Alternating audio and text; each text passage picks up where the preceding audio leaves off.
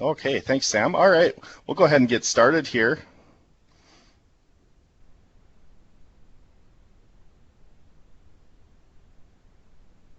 So what we're going to cover today is some of the SharePoint Online administration features within the Office 365 Admin Center and the SharePoint Online Admin Center.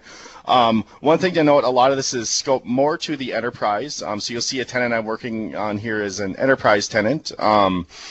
This will not pertain to some of the small business SKUs available. Some of the things are the same, but for the most part, you won't have some of these administration features available. So just one thing to keep in mind.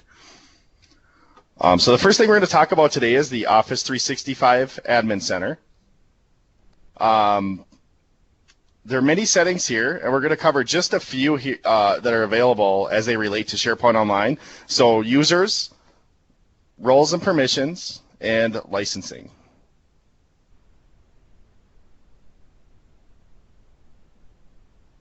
So this first slide here, you'll see the Office 365 Admin Center, and we're within the Users and Groups section. This brings you to the Users page where you can add, edit, and remove users. There are some filters at the top: active users, deleted users, security groups, delegated admins. For this exercise, we're going to discuss an existing user. So what I'm going to do here is click on my name, and we're going to go to the next slide.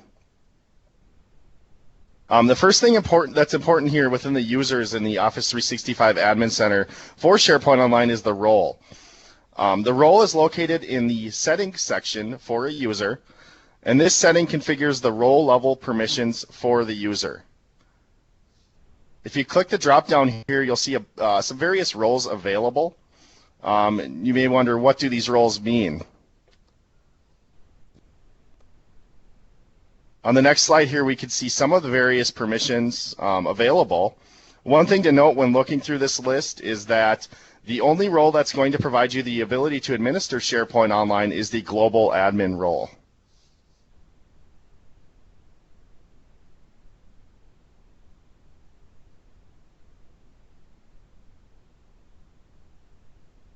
Another important thing within the Office 365 Admin Center, so again, I'm just viewing a user. So here I'm viewing my user I had created for myself. Previously we were on the settings.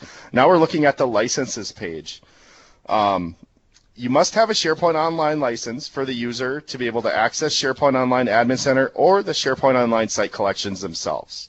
So that's something important to keep in mind. If you don't have this license, you won't be able to access either.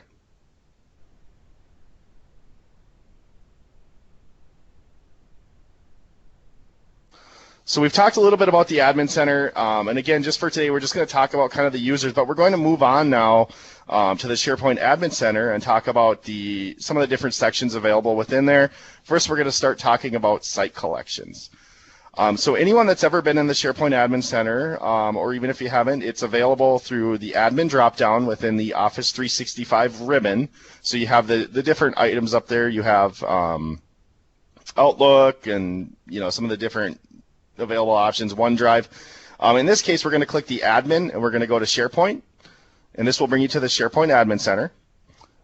You can see the URL there is also available at HTTPS, and in this case I'm just using Contoso as kind of a placeholder that would be specific to your domain, -admin.sharepoint.com.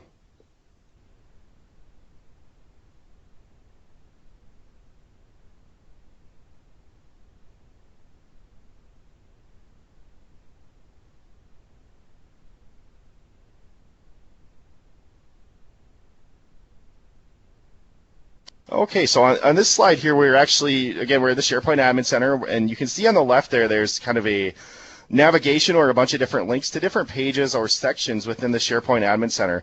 The first thing we're going to talk about today is the Site Collections page. On this slide here, you can see a screen capture of the page. You can also see a few different controls there at the top within the Site Collections. We're going to talk about some of those in detail.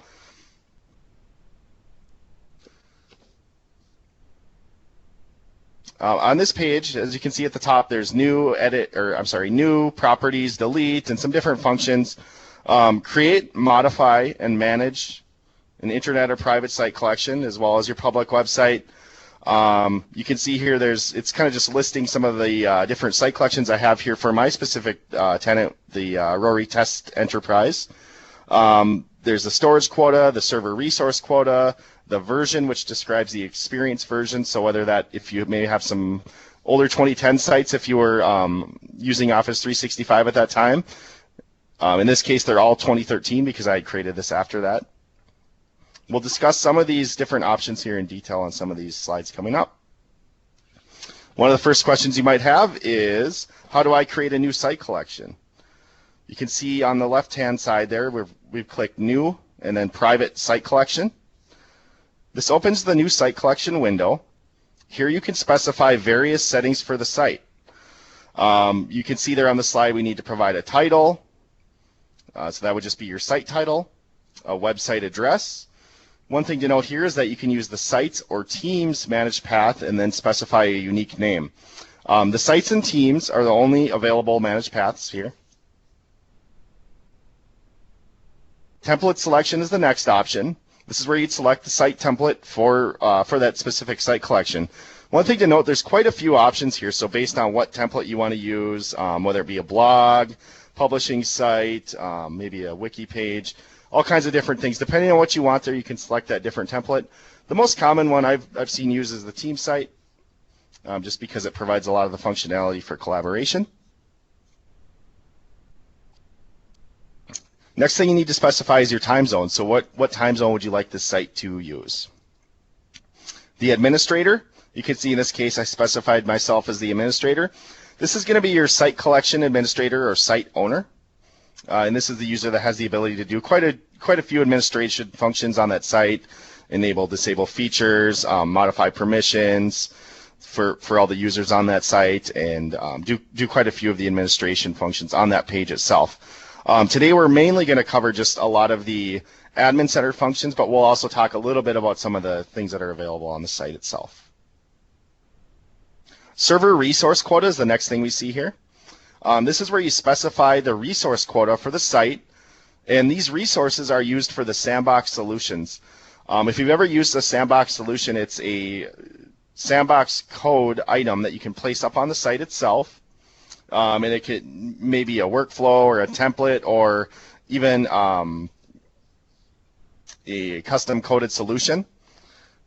And those use resources, and the resources that you would like to provide to that site are located in that setting. Once you've specified all of these settings, click OK and wait a couple minutes for the site to provision. You can see in this case I created a new Contoso site, which then showed up in the list. The next thing we're going to talk about, so kind of moving on to the next button here in the Site Collections ribbon within the SharePoint Admin Center, is how do I delete a site collection? To delete a site collection, you select the item in the list, so I've checked the box there for that specific, one specific Contoso site collection. I click delete, and then when I click delete, you notice I receive a pop-up window here that kind of asks me, note, make sure you want to delete this. This is how much storage will be freed. And it gives you a message too, kind of saying, hey, this will be moved to the recycle bin for 30 days. One thing to note is, and it does mention here, is that the item is moved and then retained in the recycle bin for 30 days. When you do delete a site and move it to the recycle bin, it does clear the storage quota that's available for all of the sites. So you would then be able to use that quota to create some new sites.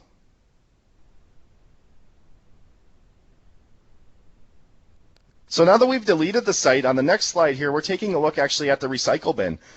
We can see what the item looks like in the recycle bin. Again, we can see at the top here our available quota and the resource quota available, so the storage and resource quota. And note that that has been freed up. Previously that storage was not available, and now that we've moved this to the recycle bin, it is available. The only option you have in the recycle bin is to actually restore the site. So for 30 days, the site remains here. Maybe we deleted it by accident, or we decided, hey, we need some of that data back. You can always go back within that 30 days window, or the 30-day window, and restore this site. You can see the days remaining here, 29. So we have 29 days left to kind of restore this if we so choose. Again, if you add the site, it will consume that storage and server resource quota again. So make sure that you have that whatever amount this is using. So in this case, it's 4 gigabytes and 300 resource quota. Make sure that's available within your site collections list prior to attempting to restore this.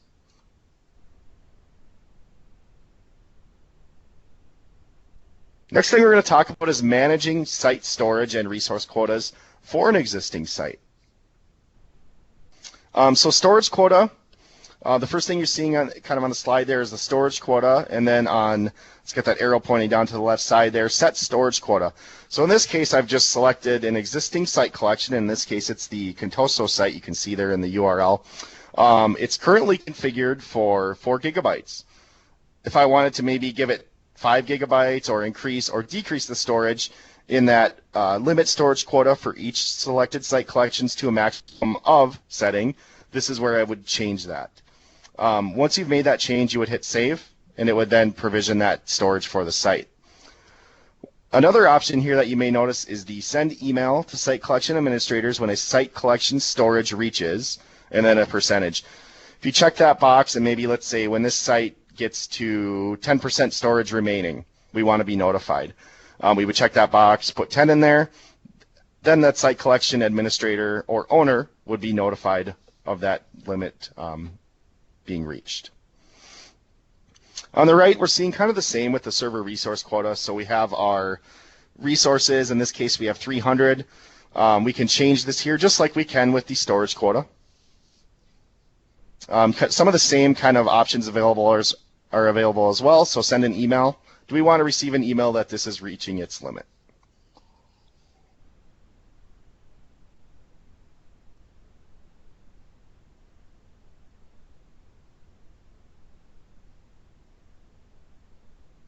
Moving on to the next slide. SharePoint Admin Center, site collections again. So I just want to cover here an issue that you should be aware of. And what I'll do here, I'll actually link, there's a KB article for this scenario that I will link into the window as well here at the end of this call. An issue to be aware of, so you have your root site collection, and this, you can see here in this case, it's the Rory Test Enterprise 4.sharepoint.com. So this is not using a sites or a teams managed path. You will have one site collection like this. If you delete this site, you'll actually run into an issue where you won't be able to access any of the other sites. And you can see here, it does mention that in the error message when we try to delete this. So I understand that nobody can access SharePoint until I create a new site collection at this location. So again, if you ever do delete this site, be aware that you must recreate a site pretty much right after if you want your other sites to be accessible. Another option as well, remember these do go to the recycle bin, so maybe it was deleted in error, you could always restore that site.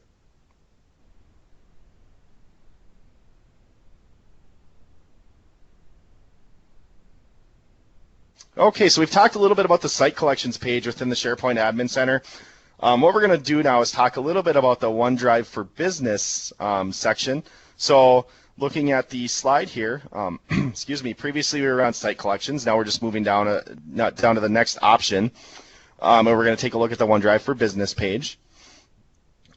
The OneDrive for Business section facilitates the ability to manage storage for users' OneDrive for Business libraries, as well as determine how much storage is available for these sites. So in this case, you can see the available storage listed in the current tenant storage allocation section there on the right side. We have 4.73 gigabytes available of 29.93.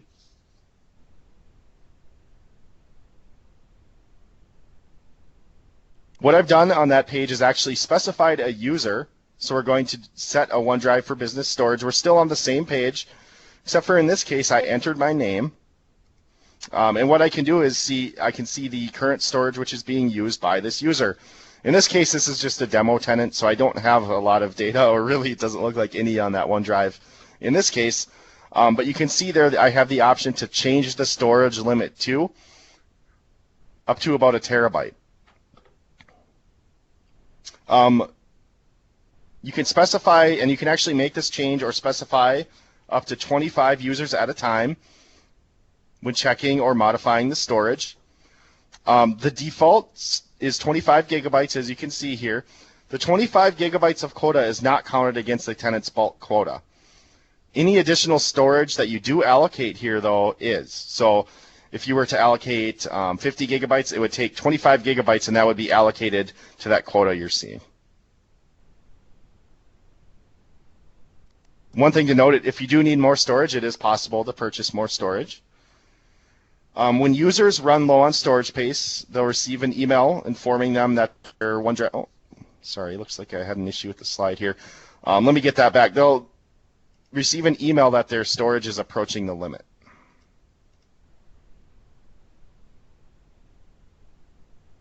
Sorry for the issue with the slide here.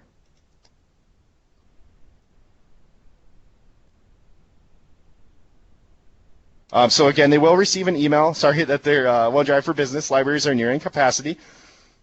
In that email will be statistics about library usage, recommendations for freeing up space, and some things like that. Some of the recommended tasks include emptying the recycle bin and removing folders or files that are no longer needed.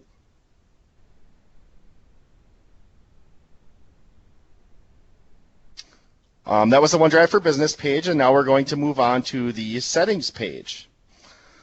So you can see here on the left kind of where we've looked at the site collections, OneDrive for Business, and now we're going to move down here and talk about the settings page.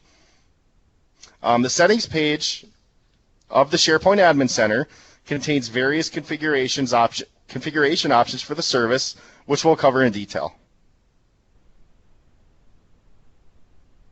The first item we're seeing here on this page is the Enterprise Social Collaboration section.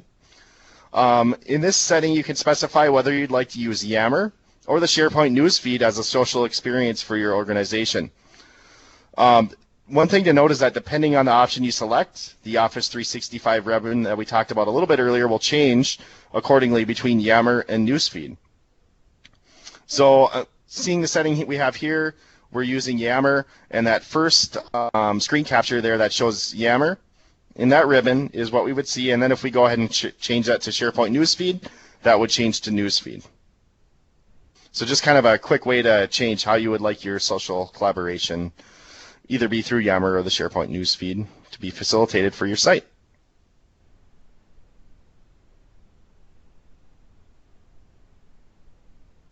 Next thing we're going to talk about is sharing, so external sharing. Again, we're still in the settings menu. This controls how users invite people outside your organization and access content. This setting allows you to configure the different available options for sharing resources with external users at the organization level. There are three options here. So don't allow sharing outside your organization. Obviously, this won't allow any sharing, so that sharing won't be available. Allow external users who accept sharing invitations and sign in as authenticated users. This allows only authenticated users with an email address. So these users must authenticate to SharePoint Online to access the shared resource. And the last option is allow both external users who accept sharing invitations and anonymous guest links. This will allow both external users and anonymous guest links to be shared from a site or a list and further resources on the site itself. So again, we're looking at some of the similar sharing options here. What we've done here is in the Site Collections ribbon, one of the buttons is sharing. So we've clicked that. We've selected the Contoso Site Collection. We've clicked the sharing button. And now you can see that we actually have a little more granularity in how we can configure these sharing settings for a specific site collection. Remember on the last slide we were talking about at the organization level. So if you didn't allow sharing at the organization level, you would not be able to allow anything further than that at the site collection level. But in this case, we've allowed both external users and the anonymous guest links at the organization level, so we can also configure that at the site collection level.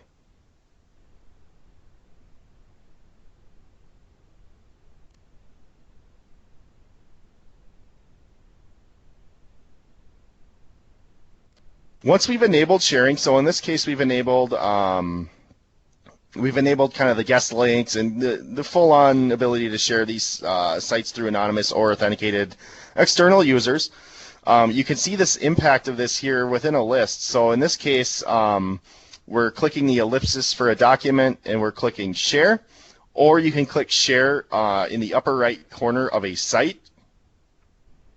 So this is kind of the difference between sharing a document or a site.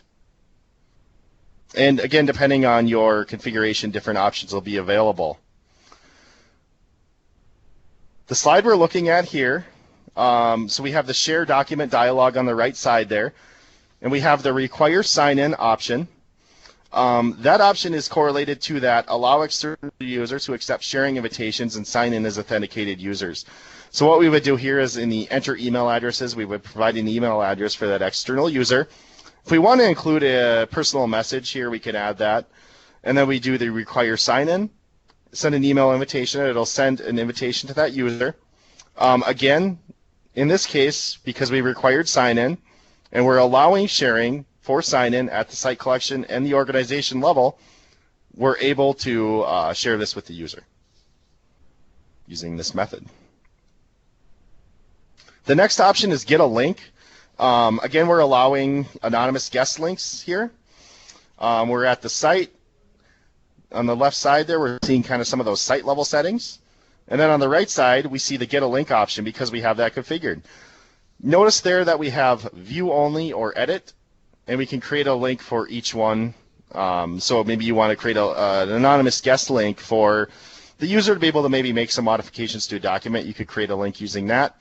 Or if you just want them to have the ability to view, you can create a link for view only.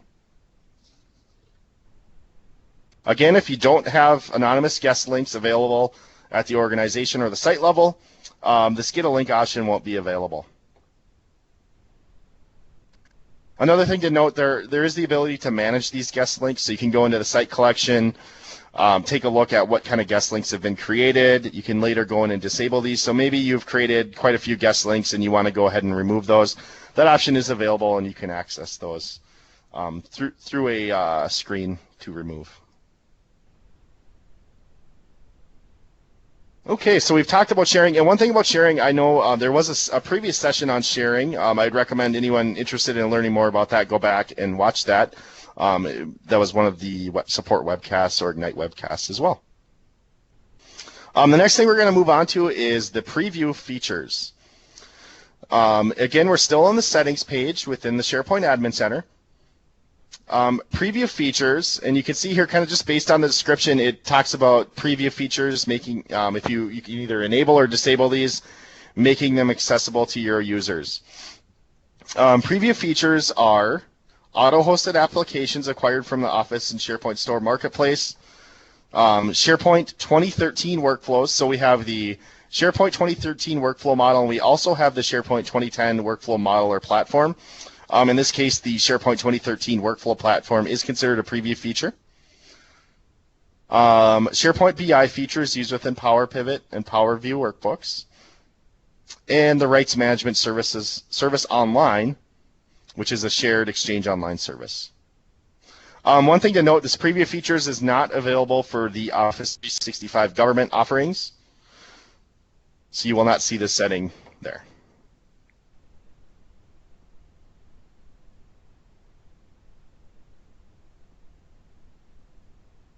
Start a site. This is again, we're still in the settings section of the SharePoint Admin Center.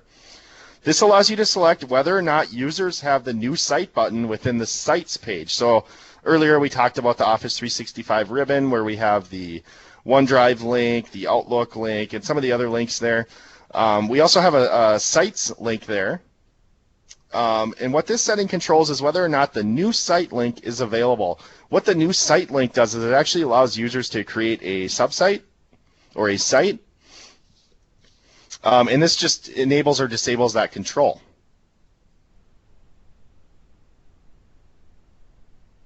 You can see there's some other settings as well. Where do you want to create the sites, site classification, and any additional input forms that you may want to set.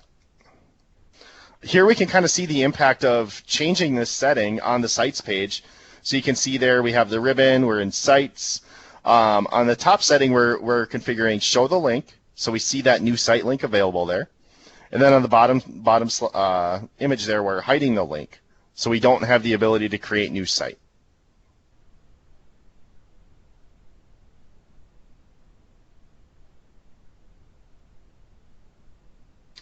Some of the other settings within the SharePoint Admin Center include Global Experience Version Settings.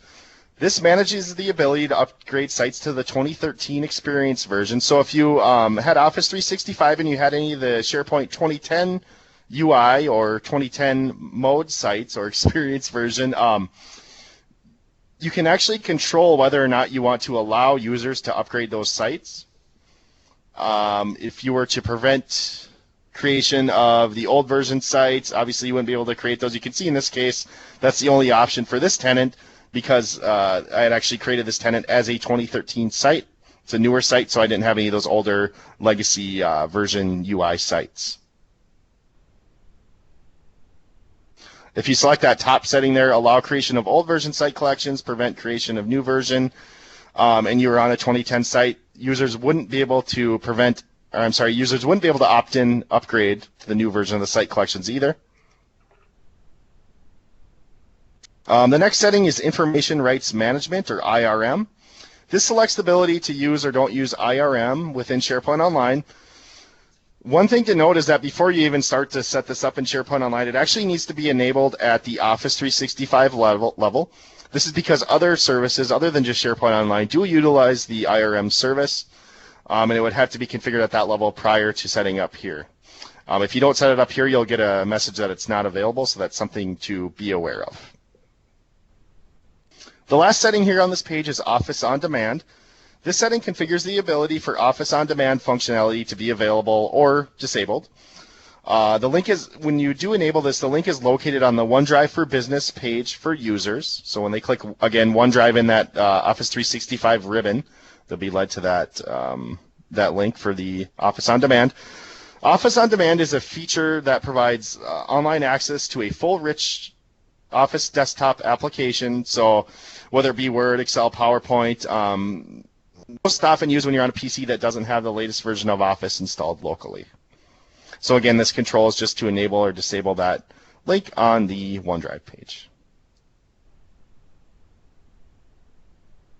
So an issue to be aware of, we kind of touched on it a little bit, but we do have a KB article for it in case, and again, we'll share this at the end of the session.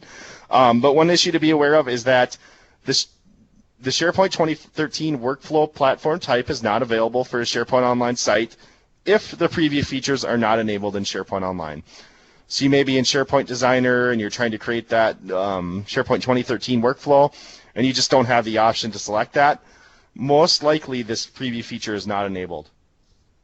We do have that documented as a scenario, and again, I'll share that link, or you can kind of take a look there on the slide, and I'll share that in the chat window at the end of the session here.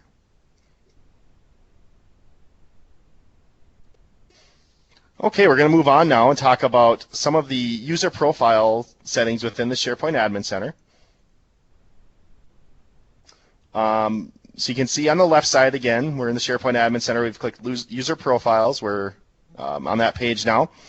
There's a few different sections here. You see the three main sections are People, Organizations, and My Site Settings. On the right side, you'll see some status indicators summarizing some of the different things that are occurring here. So we have number of profiles, properties, audiences, as well as the last time the audience was compiled. There's quite a few settings available here, as you can see. For the purpose of today's presentation, we're just going to cover a subset of these that you may most commonly use.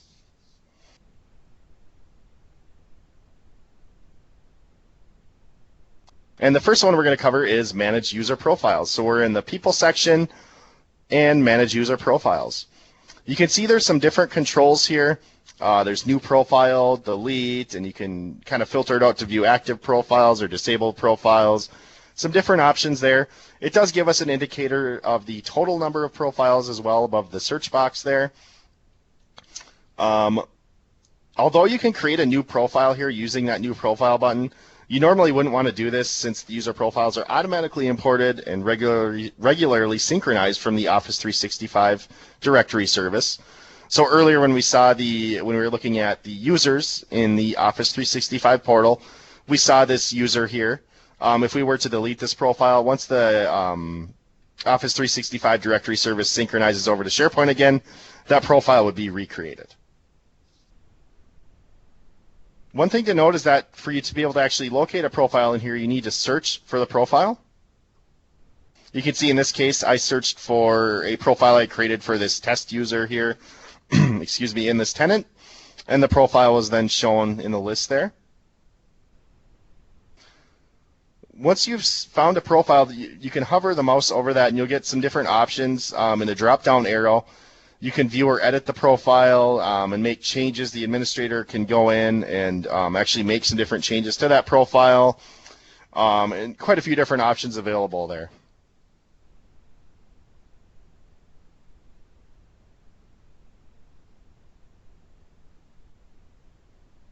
Next thing we're going to talk about is manage audiences. On this page, you can add, edit, or delete an audience. Audiences are groupings of users. So in SharePoint Online, you can actually target different content to an audience. And we'll cover this a little more here on another setting that we're going to discuss here in a couple slides. Audience rules can be based on information in the following repositories. So you can create a rule for an audience based on a user profile or a user profile item or property. It can also be based on a membership and an identity management system, for example, Active Directory domain services, Microsoft Business Connectivity Services, and so forth. You can also base a audience on an organization's reporting structure. So maybe all users that report to a specific manager can be targeted as an audience.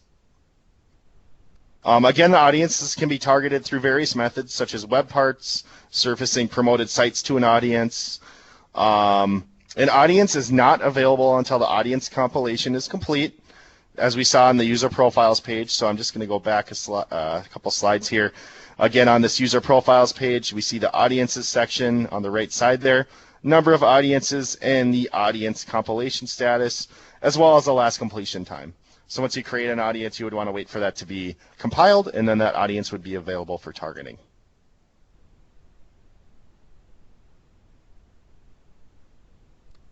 The next setting we're going to talk about within the My Site settings is Manage Promoted Sites, and this actually ties in kind of nicely to the audiences.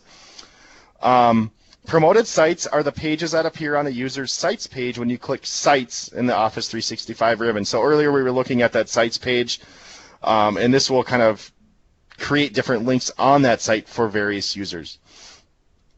Here we can see a list of the default promoted sites, so some of the existing site collections we have, as well as an additional item linking to Bing, which appears for all users, which I just kind of created as a test item. It is possible to target these links to audiences based on the rules you configured for a specific audience. You can see there I have a test audience on the right side that is targeted for all of those kind of default links. So I've taken those default links and I've targeted them to a specific audience. The ones that don't have an audience will show up for all users.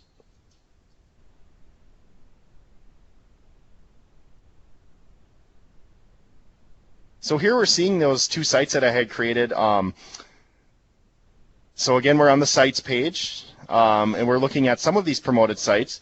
One thing to note, this user is not a member of the test audience group. So because of that, we're not seeing those other promoted sites here. We're just seeing the two promoted sites which were not targeted to any specific audience. One thing to note is that you can actually, individual users can manage these promoted sites on their sites page as well. You see the link there that says Manage. What you do is you actually just click that link. It opens a little dialog. You can edit the existing items. You can create new items, and so forth. We're also seeing kind of a screen capture. I took a screen capture of the promoted sites page, and the two sites we're seeing on the top there are directly correlated to the two on the bottom from that sites page itself, the promoted sites page.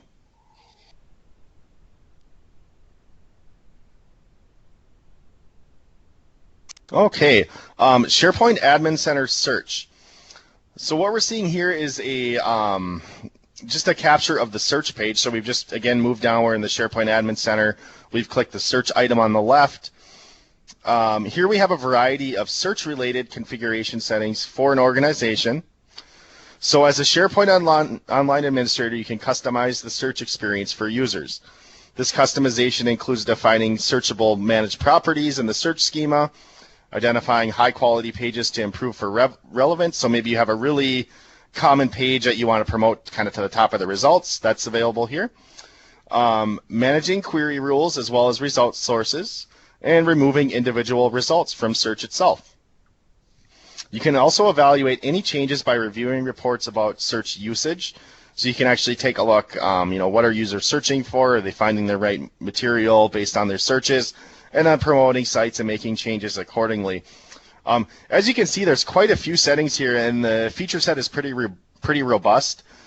Just kind of for the purpose of just covering this kind of and just sharing that this is available and this information is here. We're not going to have the time to kind of drill into these and get into depth, but just note that this page is here, and there's quite a few resources available that go into detail on each one of these different settings.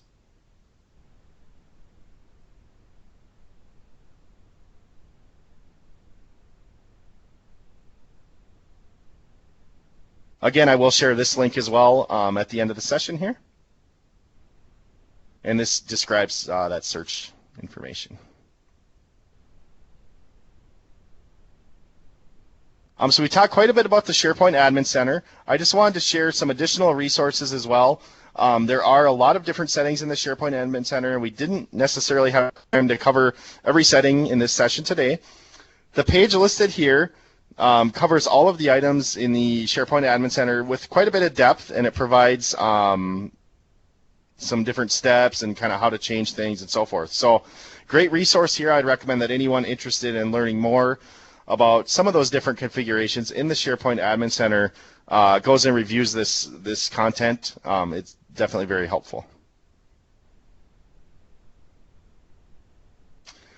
Next thing we're going to talk about, so we're moving on a little bit from the SharePoint Admin Center itself, and we're going to actually talk about the SharePoint Online Management Shell.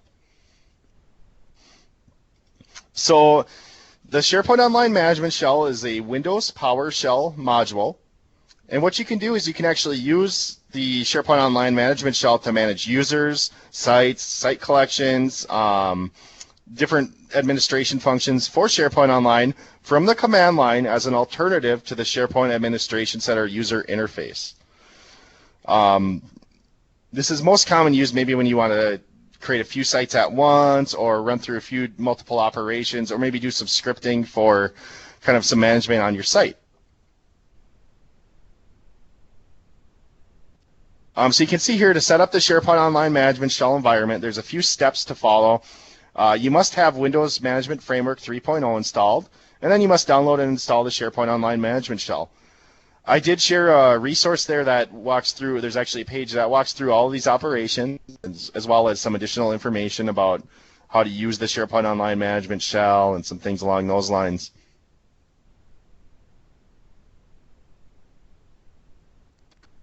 So when you're actually using the SharePoint Online Management Shell, the SharePoint Online Management Shell consists of what are called commandlets. And a commandlet is a constructed verb-noun pair, such as get command. The two parts of a commandlet are separated by a hyphen without spaces, and we'll kind of run through a couple of these here in the upcoming slides. The verb part refers to the action that the commandlet takes, and the noun part refers to the object on which the commandlet takes action. Windows PowerShell enables you to perform these command line operations by using a custom command, again called the commandlet.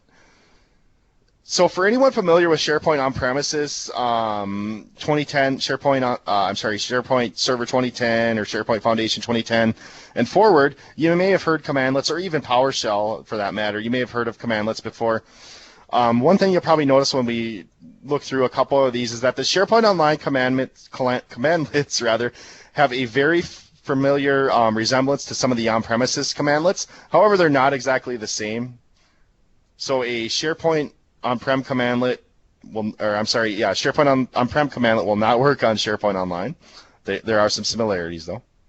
One thing to note is that to use these commandlets, a SharePoint Online administrator must be a global administrator in Office 365. So just like you must be a global administrator to access the SharePoint Online Admin Center, you must be a global administrator to access the SharePoint Online Management Shell. So what we're going to do here is just run through kind of how you actually create a site using the SharePoint Online Management Shell. Again, we have our noun-verb pair. So we can see the commandlet we're using here is connect SPO service. So the first thing we need to do is actually connect to the service. Once I entered that commandlet and hit enter, I was asked to supply a value for the following parameter, URL. What this is asking for is for the URL of the SharePoint Admin Center. You can see in this case it's the Rory Test Enterprise 4-admin.sharepoint.com. If you were to use a site collection here, you'd get an error because you actually, again, you have to go to the admin center itself. Once you've entered that URL, you'll be prompted for credentials using, through a similar dialog as you're seeing on this slide. Make sure you're entering the account of a global administrator and go ahead and hit OK.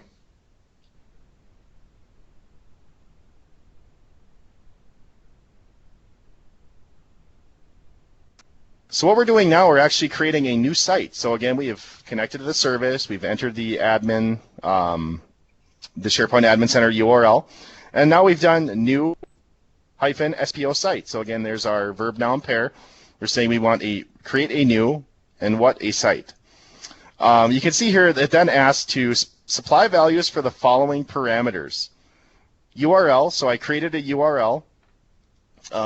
One thing to note is the URL can't be a site collection that's used by an existing site. So in this case, earlier we saw the Contoso site. I just created a Contoso 2 site here, just kind of for the purpose of this, this webcast. But you can see again, you'd want to make sure you weren't using something that was there. If you were, you would get an error. Remember, we can also only create the site collections at the sites or teams managed path. So if I tried to use something else there, I'd get an error. Next thing we're asked to specify is the owner. So this is the site owner or the site collection administrator. In this case, I just specified an admin user that I have available. Next is storage quota. So this is the storage resource quota. So how much storage space do we want this site collection to have? This one I specified 300, and this is in megabytes.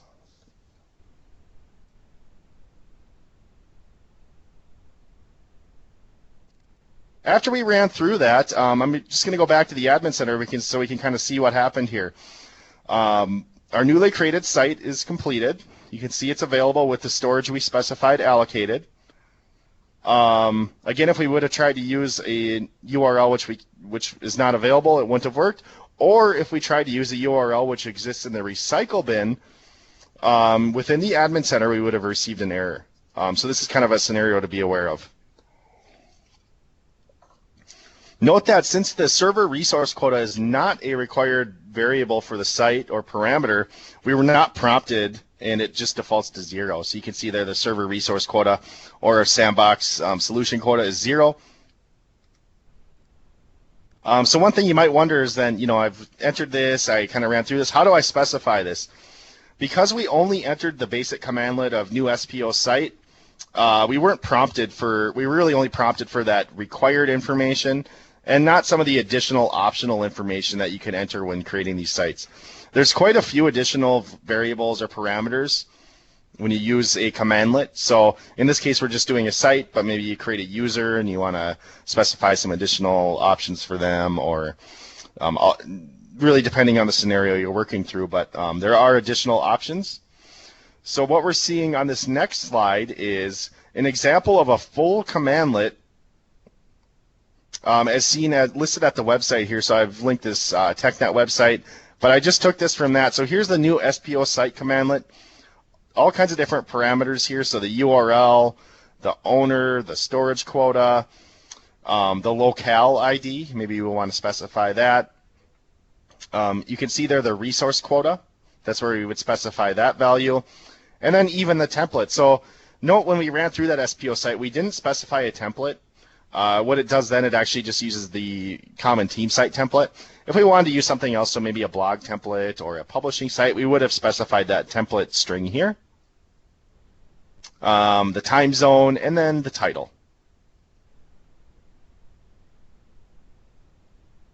So again, many of these commandlets only require a subset of the parameters or the required parameters to complete the operation, but there's quite a few different available.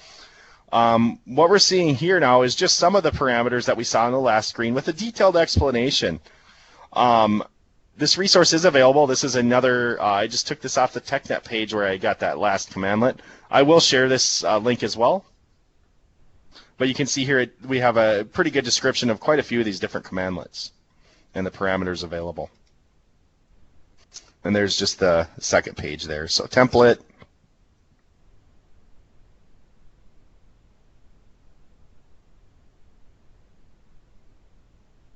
Some additional resources. These link to the introduction to the SharePoint Online Management Shell, and this has some different information. What is the SharePoint Online Management Shell? How do I get permissions and set up the environment? The commandlet reference, which is a great resource. And just some various material on that first link to office.microsoft.com there. Definitely great introduction to the SharePoint Online Management Shell, as well as a detailed explanation of all of the commandlets, as we saw in the last screenshot. The last link there is the Windows PowerShell for SharePoint Command Builder. This is a pretty neat site. It's actually a visual drag and drop type of site or interface, and you can see here we're just doing a new site. You can see it's asking us for the required information and the optional information if we want to supply that, and some of the different verbs and nouns that are associated with that specific verb. So this is a pretty cool site to actually kind of visually play with the different options available in the SharePoint Online Management Shell or build commands. And I just want to make sure to share this so everyone knew this was available.